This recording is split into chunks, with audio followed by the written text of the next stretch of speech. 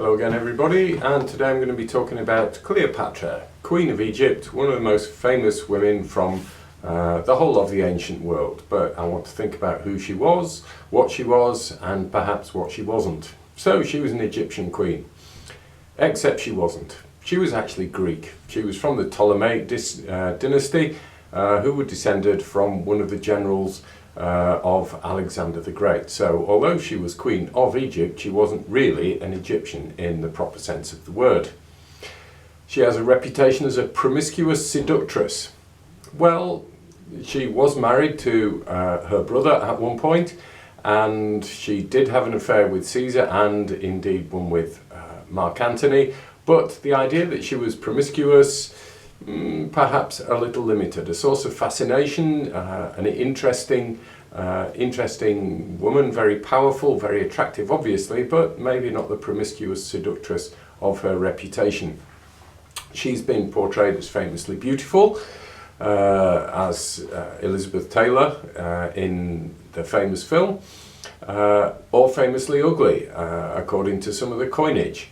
But that neither of those might be true either. We need to remember that pretty much all of those were made by men, and they were made by men with political manipulation in mind, portraying her as a strong leader, made her look more masculine.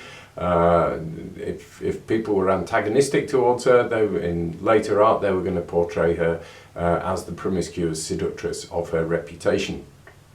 So who was she? She was born in Egypt in the 1st century BC, around 69 BC we think, and she succeeded by dynastic succession at the age of 17 or possibly 18. Now that's a pretty remarkable thing in itself.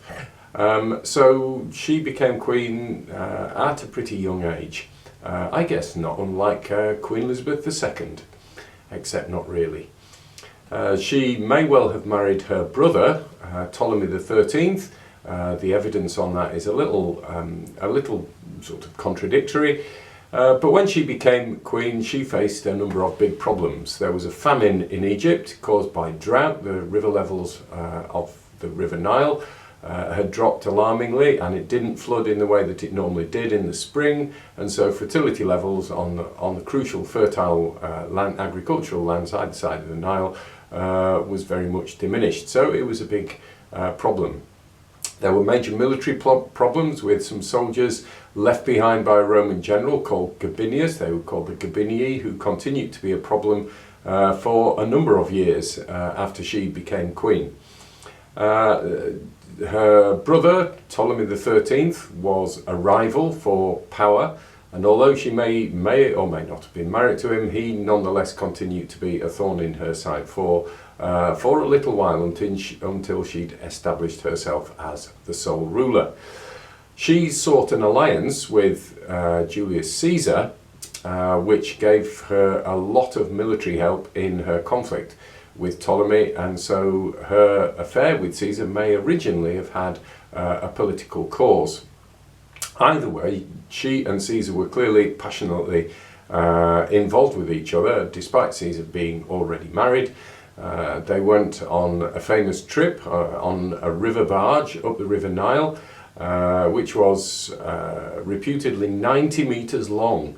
And it took a while to get to its destination, after which Caesar left it to go off fighting. But not long after that, she had a baby son, whom she named Caesarion, and he continued to be a source of much controversy for many years after this.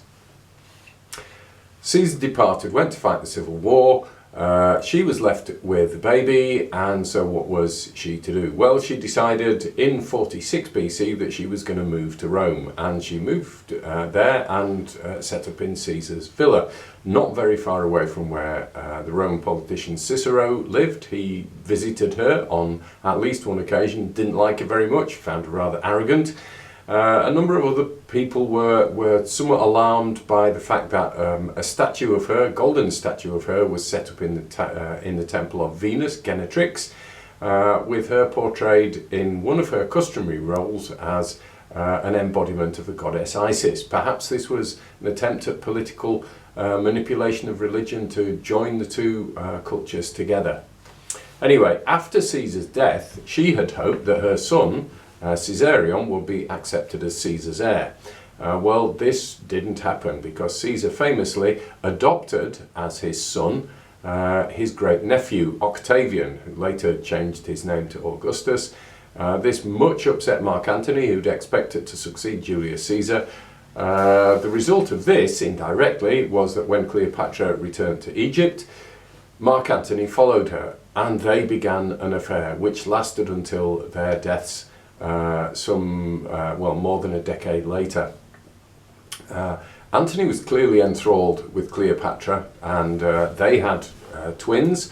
There was a problem, however, that Mark Antony was already married. He was married to Octavian's sister, Octavia, and this really didn't go down well in Rome at all. Made Antony unpopular, made Cleopatra very, very unpopular indeed. And there's a large amount of hostile literature written by Romans of the period about Cleopatra, so we have a somewhat biased view. One of the things that Cleopatra achieved was to get Antony to grant Egypt and her a lot more influence over some Roman provinces in the eastern part of the empire, Armenia for instance, which again riled the rest of Rome but did give Egypt more influence. So subtle political manipulation by Cleopatra there. However, eventually things came to a head at the Battle of Actium. The civil war had been raging between Antony and Octavian since the death of Caesar. In 31 BC there was a huge sea battle at Actium, and to cut a long story short, Cleopatra and Antony, despite having superior forces, apparently lost, and they fled to Egypt. Most of their forces then changed sides and went over to Octavian, which left them fundamentally holed below the waterline, you might say. Anyway, they got back to Egypt, off to Alexandria, and after another year or so, Octavian made his way to Egypt and mounted a campaign against them. Clearly the writing was on the wall, and after a series of misunderstandings and cock-ups and just general chaos, both Antony and Cleopatra killed themselves, not together, separately. It may be that Cleopatra killed herself, it was famously said, by putting a poisonous snake to her breast.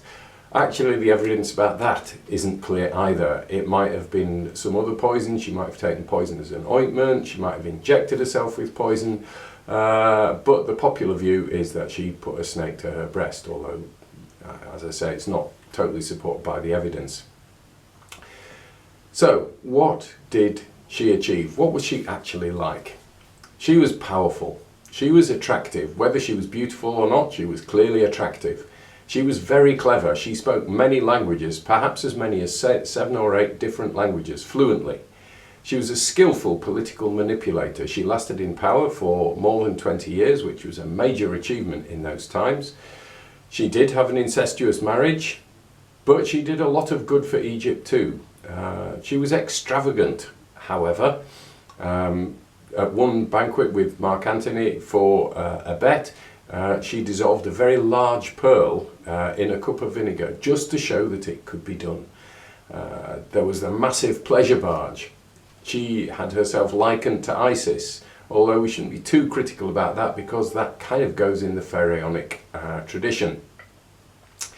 She sought to unite cultures with with Greek culture and Egyptian culture and perhaps Roman culture.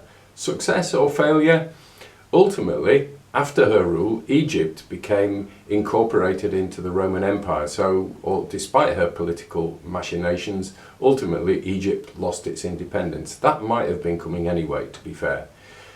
She did, however, become one of the most talked about women of ancient history, perhaps one of the most talked about women of history altogether.